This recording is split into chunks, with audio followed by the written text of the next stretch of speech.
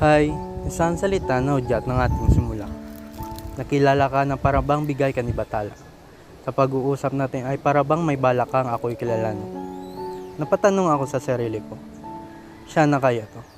Siya na kaya ang bubuo muli sa dating ako? Siya na kaya ang makapagbalik ng ngiti sa aking mga labi? Ang makakapalit sa hikbi ng aking naranasan? Mula sa hindi ko makalimutan na karaan. Ilang araw ang lumipas. Kung makapag-usap tayo ay parabang wala ng bukas. Naging magaan ang loob natin sa isa't isa na parabang walang hadlang sa pagitan nating dalawa. Ilang araw ang lumipas. Ay umamin ka na ikaw ay may lihim na pagsinta. Natawa ko kasi alam ko na masasaktan naman ako, pero mahal, sumugal ako.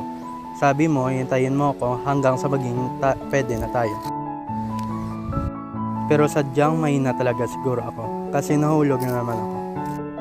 Minahal kita nang walang pangamba at yung tayo dyan na nagsimula. Mahal, ang saya-saya natin na kahit bawal ay ginawa ko pa rin. Kasi mahal kita at alam ko mahal mo rin ako. Yun ang alam ko.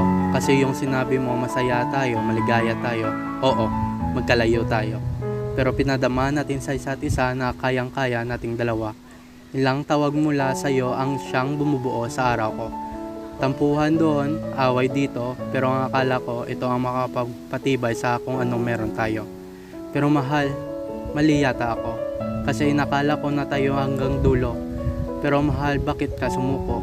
Siguro totoo nga ang sabi ng mga tao, na ang mga pangako ay sadyang napapako.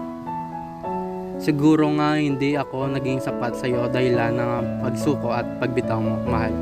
Gusto ko lang sabihin mahal na mahal kita. Kahit milyong-milyong luha na ang pumapatak mula sa aking mga mata, na bawat gabi ay hindi nawawala.